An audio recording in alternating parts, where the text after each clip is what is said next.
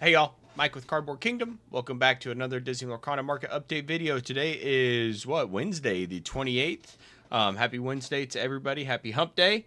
Today we're going to talk about the first chapter, continued kind of supply increase. I think a couple comments on the video yesterday made a lot of sense as to why we may be seeing this. We're going to talk about overrated, underrated, and collector's corner. We've got quite a few things to show off today. The underrated and collector's corner are going to intertwine. With that being said, we're going to talk about some players that I've been playing with on Pixelborn Connect, which has been awesome. And then we're going to talk about just Shimmering Skies overall and how solid of a set it is, and values continuing to rise, listings drying up. Think this is poised to kind of be the exact opposite of Ursula's Return, where expected value right now, kind of 4 months after release, is down in the 70s. I don't think we're ever gonna. I think this is gonna fall much more in line with like the Into the Inklands path, where we saw some get into like the 80s, high 90s. Most of the part, it's been 100 plus for the duration. I think Shimmering Skies is gonna fall much more in that track, more so than Ursula's Return. So that is the agenda for today. So getting into the first chapter, restock, supply, continued growth here. Ultimately, a lot of people mentioned that they uh, attribute the continued supply just simply due to the growth of the game into new markets. So someone commented from Australia that they've been able to purchase the first chapter for below American MSRP for since the game came out on a website. So there's plenty available over there. And then when you talk about the growth into the additional markets that are going to be getting the game and are getting it in an English language, there's actually quite a few.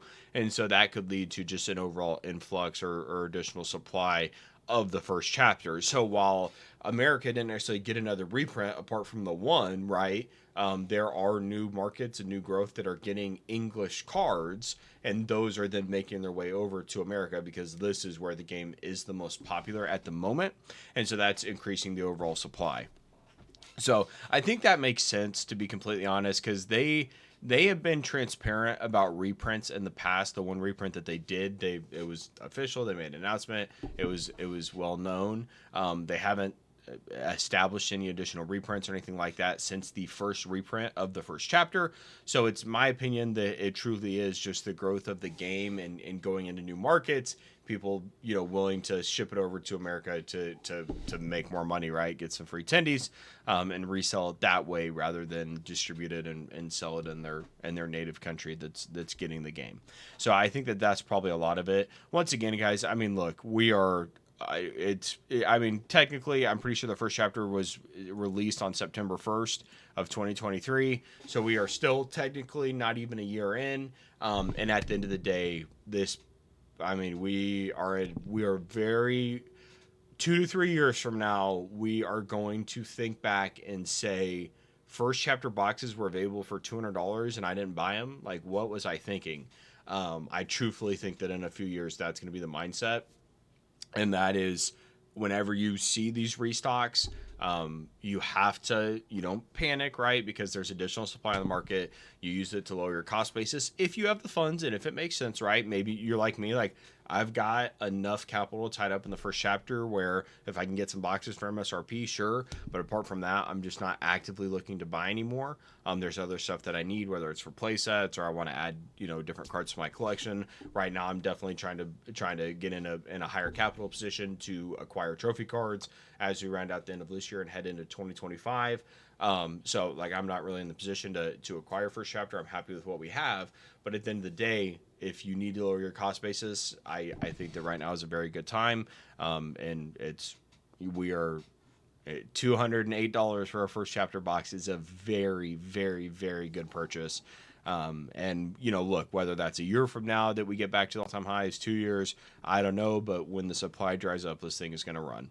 And I would not want to. If you're here now, you regret at least not having a couple boxes, in my opinion, in your sealed collection. But that's me. I do look. I enjoy the cards. I enjoy opening packs. I enjoy having cards in my collection. But I think having sealed is just a part of kind of doing this.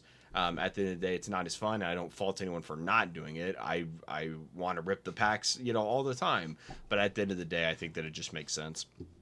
deflationary asset, and it's a great way to slowly build your position while you're collecting your cards and doing your thing. So that's kind of where I'm at on the first chapter. As of right now, I will say on the sealed front, I think, and you guys have seen this as much as I have. The D23 collectors boxes for the 2024 version, they're starting to rise. So 230 is the cheapest on TCG Player. If you remember when we looked at it a week ago, it was like 205 roughly. And then on eBay, the lowest buy it now. There's one left at 200. There's another one here at 200, 201, 206. 210. So like it's starting to creep up to the 200 plus range even on eBay. Already 230 on TCG Player. So if you are looking to get that product, if you haven't gotten it yet, I think it might be a good time. Now, look, we've seen this with Ravensburger in the past where these specialty, promos, for example, have then came out at events after they were initially released. And so is there going to be another huge influx here? Are people still sitting on stockpiles of them? Yes. Could it come down in price over time or here in the short term? Maybe some sort of big influx? Maybe. But I just want to make you guys aware that if you have been waiting on this product, I think now is going to be your time because they are starting to dry up. I mean, we're 4 or 5 sales on eBay away from 230. We're already there on TCG Player, and people are willing to pay it. If we go back to this, you'll see that yesterday 2 boxes sold for 229. So I would say that there's demand for this product. I think it's going to continue to rise. Obviously, the cards are amazing. It's an awesome product. Highly recommend it if you are looking to add it to your collection, and it's something that you want to add to your collection. I think now is the time to go get it because I don't want you to miss out on a significant run up. I said to buy it last week at the 170 eBay listing. I told you guys that's what I was buying. I said that's probably where I would go, but at the end of the day, that's where we're at on pricing for that right now. I did want to talk about Shimmering Skies here as well because we are starting to see Shimmering Skies just hold and rise value even despite big box retail coming into play.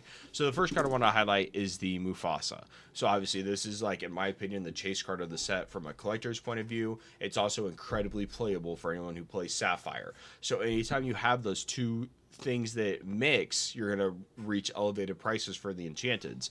So 250 is the price right now, but what I want to focus on is there's only 6 listings available. So this is a card that I truthfully think we might be able to see creep into that kind of like, think like Tinkerbell, Bell, Stitch, like that kind of range of the 200 plus mark. When I say 200 plus, I mean stay there consistently, right? Like Ariel from Ursula's Return now is down. I think she's down to like 175, and that's where she's kind of evened out. I think we could see Mufasa in the 200 plus range fairly consistently for the time being because it does have the playability, has the collectability, awesome card, awesome art, etc. Only 6 listings on the market, which is incredibly low for a card that, we're at big box retail. Packs and boxes are going to be continued to be ripped, and there's going to be a constant supply on the market. But this is one that I could just see at 200 plus and kind of stay there for a while because it's just so collectible. So I wouldn't necessarily say go out and FOMO in at 250. I don't think you should do that. They will come down, but I do think it's going to be a solid collectible card, 200 plus price range that's going to kind of fit in the top mold. When you look at the first page of Lorcana and there's, let's say 10 cards above 200 plus, I think this is going to be one of them for the foreseeable future. So that's, and look, 6 listings, the demand is there, right? It is a highly sought after card. Same set, you look at Snow White, still holding a decent price at 130 above the Snow White from Rise of the Floodborn, which I personally think is crazy. But at the end of the day, 55 listings on the market for the Snow White, for 6 for the Mufasa. Roughly, you got to think most likely the same amount have been pulled. There's 10 times or 9 times as many listed because it's just not as collectible and not as playable. Still an iconic IP, still an awesome card, but at the end of the day, the Mufasa is the chase list set for a reason, and I think we're going to continue to see it do well. Now, on the additional, just kind of what's helping our expected value for Shimmering Skies is the Enchanteds are holding very strong, several of them, because they're so playable. So what we saw with Ursula's Return, a lot of their really collectible cards, like maybe Anna or Minnie Mouse, and some of the characters who had gotten their first Enchanted, or maybe even Ursula, who got like her third Enchanted, these cards weren't very playable. And for an enchanted, for a box to hold its value very well, you need the collectors to obviously go out and get their cards, but you also need the enchanted cards to be somewhat playable, because then you're going to have both sides of the house going at these, drying up the supply and raising the price. And that's what we're seeing with Shimmering Skies, and that's what we've seen with sets in the past. With Shimmering Skies, so many of these top cards are playable, like the Mufasa, like the Prince Naveen. Snow White, definitely playable, but not as much. Clarabelle becoming incredibly meta. I said in a video a couple weeks ago, I think this is going to be $150 plus Enchanted. I still think that's going to be the case. It dipped down a little bit. I think it's going to come right back up. So we're at 140 for Clarabelle, 102 for Robin Hood, 106 for You're Welcome, 103 for Scar. And all of those cards are pretty playable. And so I think that we're going to continue to see these kind of, maybe they don't stay at these prices. Maybe as more come onto the market, they do drop down a little bit. But we have some of these that are pretty low listings, like 6, 20, 22, 16, 34, 28. Like, those aren't a ton. Snow White, 55, plenty of listings there. I think if we're going to see one of these kind of drop out of the top 6, if you will, it would be the Snow White.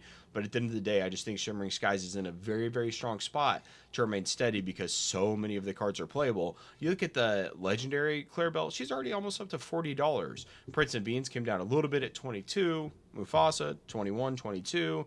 Daisy, 15. There's just so many different cards that you can open to kind of get some decent value from this particular set. So I'm just a huge fan of Shimmering Skies.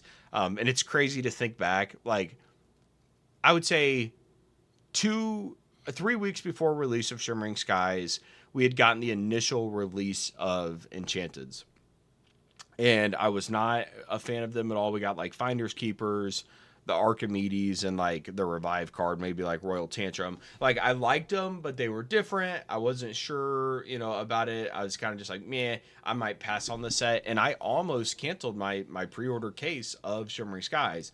As more cards started to come out, talked to some friends, I was like, all right, that was a dumb thought. And now fast forward, we're a month into it, not even a month, but still, like, it's truthfully one of the best sets. And I think we're gonna see it follow once again that Into the Inkland's path of, it might get down to like $100 EV per box, but I truthfully think it's going to stick in that 110 to 100 range. And then that makes it very, very good for us, because as players and collectors, we can get a box, relatively consistently for like 100 to 110. Your expected value is going to be in that range. That's just a very healthy ecosystem. And so I'm just very excited for Shimmering Skies here, as we continue to go through the set. We've got a couple months of it now. I just think it's going to remain incredibly consistent, which is fantastic. We could use that after Ursula's Return has been honestly such a shit show, with really only collectors collecting the Enchanteds in that set, apart from a couple. We saw it tank, and that's why it's down at $73. There just wasn't a ton of meta cards in there, apart from the Diablo, quite frankly. So that is where we're at with Shimmering Skies. Overall, I think it's going to be a very, very good set. I think it's going to be here for a long time to come. So that is where we're at with Shimmering Skies. I think overall we're starting to see, I wouldn't say like we're not like in a bull cycle or bouncing back like overall, but I think there's a bull market somewhere, right? If you're looking in the right spots, there's a lot of good trends going on. The Pixelborn games that I played yesterday, I don't use the community word lightly. I've been in a part of a lot of crypto, like NFT things, stuff like that. Like, if you say community, like, that's just like a red flag to me, to be completely honest, because I've just heard so many scammers say that. But with that being said, the player base and the people that are involved in Lorcana, like, a 10 out of 10, man. Like, the people that I played with have been amazing. I know the game, but I'm still like, a lot of these guys have played TCGs for a long time, right? And so they've got their moves planned out. They know what they're doing. I'm still kind of trying to figure it out, so it might take me a little bit more time, or I might mess up a mover here. everyone's been completely understanding. They've been incredibly nice. Played against a professional player yesterday for Team Labyrinth. His name was wonderful. He was great to play against. I almost beat him. He beat me by a turn.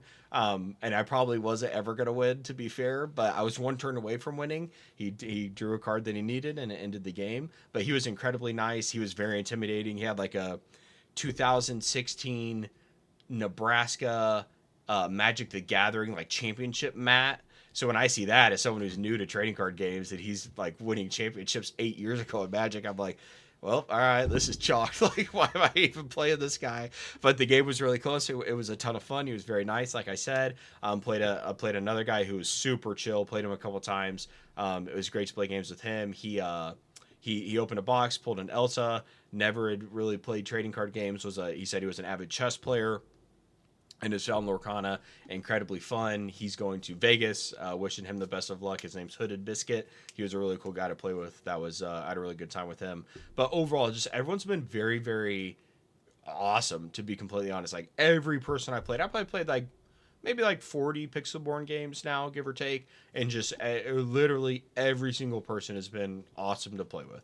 So I'm just very hyped up on the community, right? I got to find a new word for that, but everyone has just been so cool, and I'm just as bullish as I've ever been. Now getting over more to the player side of things, asking them about how they're collecting or what got them into Lorcana, and like that the Labyrinth Wonderful guy. Like I asked him, and I didn't even know I had no clue who he was, to be completely honest, when I started playing him, and I just asked him because I saw his Magic mat. I always like to get people's opinions on if they like Lorcana, what got him into Lorcana, etc. And he loves Lorcana. He said that he went back to play, like, I think he said he played like one Magic tournament or something like that, and he had like mana issues, whatever that means. It sounds like he just had resource issues, and said that was enough to like basically like turn him off the Magic. And he said he basically quit Magic for Lorcana was the gist of it. And he also said in a stream that I was watching last night that he, in the year that he's been playing Lorcana, he has won more prize money than the previous 20 years than he played in Magic the Gathering. And I think that's just another feather in the cap that Lorcana has, and the staying power that it has. If these people who really enjoy Magic and enjoy trading card games and enjoy the idea of it can play Lorcana for a year and 10x the prize money that they did in 20 years of Magic the Gathering, like that's kind of a no-brainer, right? Now, obviously, a lot of people are going to play Magic. I'm not saying Magic, not saying this to put any negative connotation on Magic, but let's be real. That's a huge perk of a competitive player to come to Lorcana. So I think that's just, once again, another feather in the cap for Lorcana, and the game continuing to grow. Seattle selling out in minutes, literally instantaneously. You couldn't sleep on those at all. So many people. If you're on Twitter and you follow like a lot of Lorcana people, you saw a ton of people that didn't get tickets. Like I truthfully think that if they sold, like, they could probably double the attendance and still saw at the event at like a 4,000 player cap for just like a little regional tournament. 6-1 of the year, right? The game is just it's like I said, for those of you who maybe only like collect the first and second chapter, you don't play it all, you're not as entrenched in it as I am. Let me be the spokesperson to say that the game is growing at a tremendous rate. Half the people I'm playing with are brand new players that have never played Lorcana. They're just getting into it. There's a lot of people like me who kind of enjoy it with their family. Like, let me be the spokesperson that this game is doing amazing things, especially when you incorporate the worldwide growth and the expanding markets. Like, we are in a very special time, and I truthfully believe that in my heart of hearts. And look, at the end of the day, I have these, different boxes set aside or collecting these cards that we're getting ready to get into. At the end of the day, guys, I am doing this with money that if it went to zero, it would suck, but it would not change my day-to-day whatsoever. We have money in the right places, whether it's like retirement funds and whatever, like financial awareness. You do need to be cognizant of that. While I am a huge proponent of Lorcana, and I think it is a worthwhile place to put some of your money, you need to take a step back and you need to make sure the traditional ways are taken care of, because at the end of the day, guys, this is just shiny cardboard. And if times got tough and we hit a recession or whatever, like, I do think collectibles are they withstand recession times a little bit better, but I'm not going to get into that economic talk here. At the end of the day, just be safe, right? Be smart, be safe. Don't don't overspend. Don't go out and take on a bunch of credit card debt or anything. Like, it's not worth that. The future isn't that bright. Like, just take your time, one step at a time, add cards to your collection, buy what you like.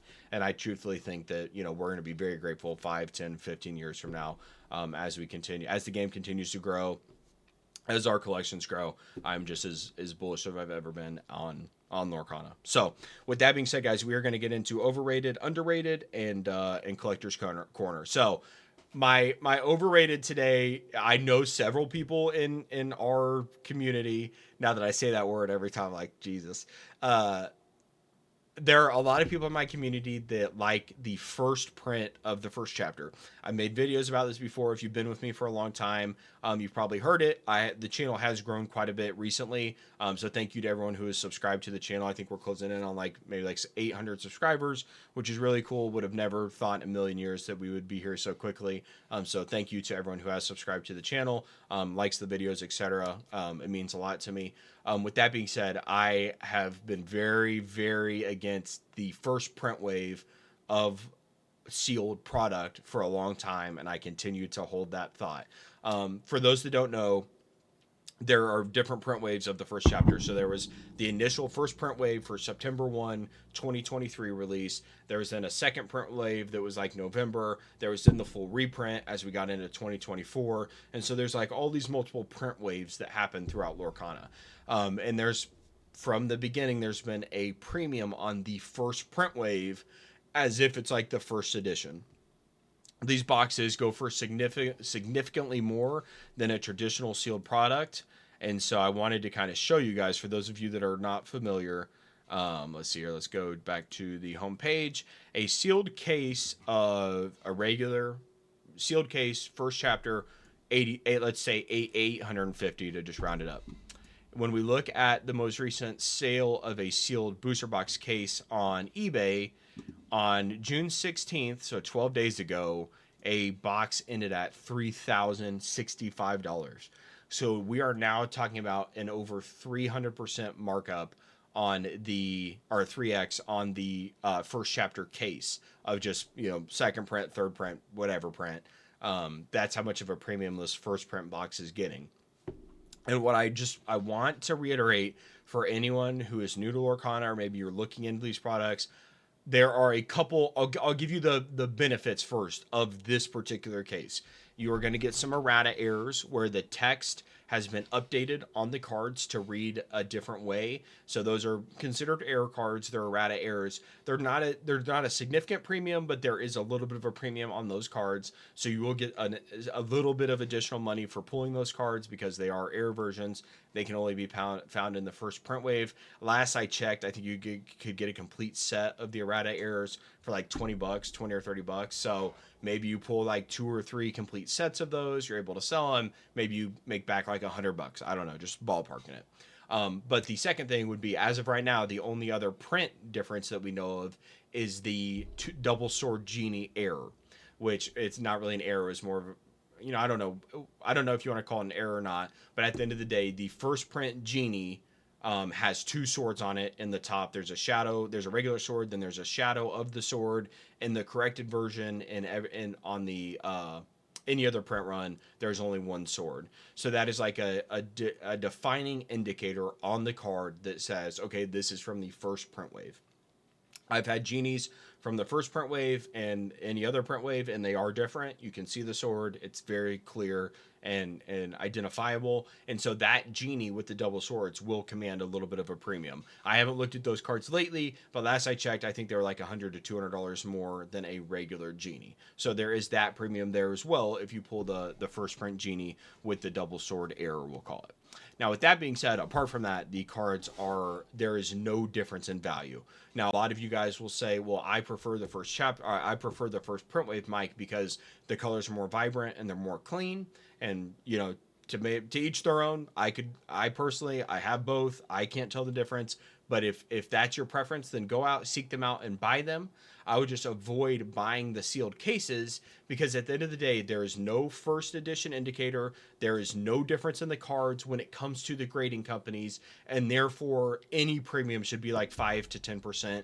No more than that, in my opinion. If you're willing to pay $850 for a case of the first chapter traditionally, maybe you're willing to pay $1,000 to $1,200 for a first print wave. Like, that's truthfully where I think the price should be. I think the market is completely out of whack here. And look, I've been saying this for months, so clearly, the market disagrees with me, right? So take what I'm saying with a grain of salt. But I just think that anyone who buys these first print boxes under the guise that they are first edition is going to be sadly mistaken.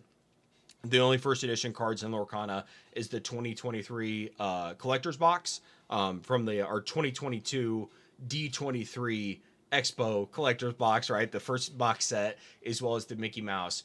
Those 7 cards are the only first edition stamped cards in Lorcana. Nothing else is first edition. First print wave does not mean first edition. And at the end of the day, the second this tape is cut on this box and it's opened up and you start going through those packs, they are the exact same value apart from the erratas and the double genie error. They are the exact same values as every other card in Lorcana. If you pull an Elsa from this box and go and send it and get it graded, and I pull an Elsa from one of my fourth print wave boxes, go in and get it graded, they both get 10s. That label is going to be identical. So your 3x premium on your Elsa that you paid to get out of your case versus mine that I paid, $800 to get out of my case, there's going to be no difference in value as soon as it's pulled out of the pack. So that's my, I think first print wave is incredibly overrated. I've been a first print wave hater, if you will, from the start. So that is my long-winded overrated for today. Now, getting into underrated and collector's corner today, it's going to be combined. And my underrated for today is just Rise of the Floodborn in general. I think that this set is one of the best sets that has been printed. I think that it's underappreciated for what it was because it was printed in between, or it was printed right after the first chapter, which is just like one of the, in my opinion, one of the most iconic TCG sets ever because it started everything that is now happened with Lorcana in the last year. 1 billion cards sold and all these different crazy metrics of worldwide expansion and growth and kind of takeover. Rise of the Floodborn came after the first chapter, right? And so naturally it's like someone hits a grand slam and then you're next up to bat. You're like, well, all right, like this is pretty anticlimactic. Like, what am I going to do to top that? You can't do anything. And I feel like Rise of the Floodborn was kind of underappreciated in that sense. And so with that being said, I just feel like as a collector and when you're talking about like long-term, I'm going to fix the camera here really quick, long-term like investing type stuff, I think that Rise of the Floodborn is just an awesome set to collect and invest. Reasons for that, obviously it has very iconic IPs.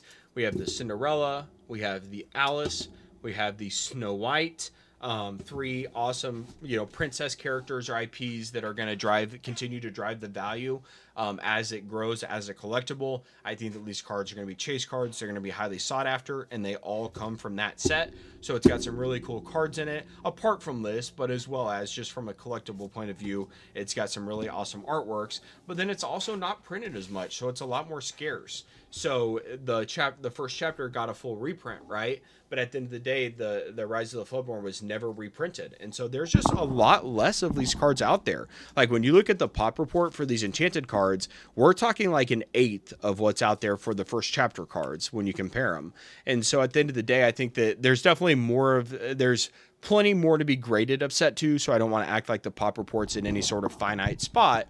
But it is incredibly, incredibly underprinted when you compare it to the first chapter. So that's another kind of feather in the cap for Rise of the Floodborn. And ultimately, I'm just a huge proponent of it. So I've kind of got everything to show you guys here. I don't know if I'm going to be able to get this on camera because I just lowered it. This is let's see here, sealed case of Rise of the Floodborn. I'm very heavily positioned, whatever you want to call it. I've got every sold product. I've got probably, I don't know, most if not all of the cards. and a PSA 10. And I'm just a huge proponent of the set in general. I think that that there's so many things going for it, and we're starting to see that in the price. Right? It is. This is just a starter deck box.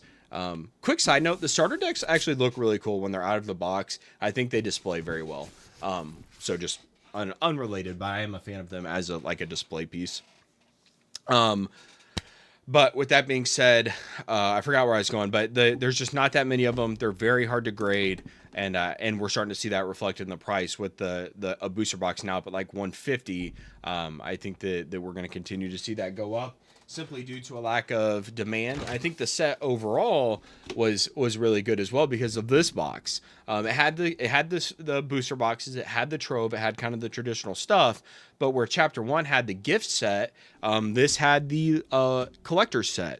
And so you get the 4 packs traditionally that come with the gift set, which is nice, but you also get the 6 alt arts, which I think are really cool because you get more than just like with the first chapter gift set. You get the 3 to 4 packs, you get some damage counters, and you get like a couple foil cards at the end of the day that you can like pull from packs. Like they're not exclusive to that box.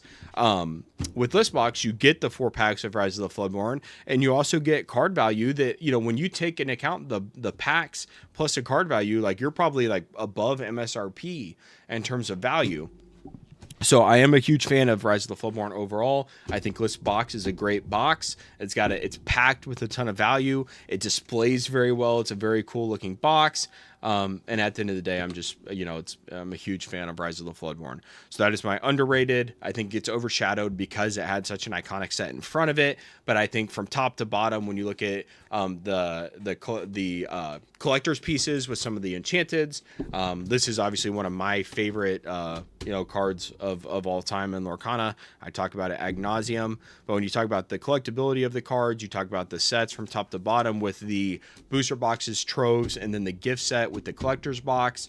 You have a ton of playability cards like Sad Beast and some others that have maintained value over time and are continuing to go up. I just think that the Rise of the Floodborn is criminally underrated. I'm a huge fan of it, so that is my collector showcase today, as well as my underrated. Just a little love for Rise of the Floodborn. So with that being said, guys, we are going to get out of here for today. Hopefully this video was good. We've been a little bit longer this week, just kind of rambling. We're in deep, like I said. So let me know your thoughts, any takeaways you have on today's video. I know some of you guys are first print wave fans. I'm not here to hate. I just I disagree, right? And we can agree to disagree. I think many of us have came to that point already on that particular topic. But for anyone who's new, I just want them to know that that there's no first edition stamp on this bad boy, which I feel like sometimes people get tricked into thinking. So with that being said, guys, I'm out of here. Have a fantastic day. We'll be back soon, and goodbye.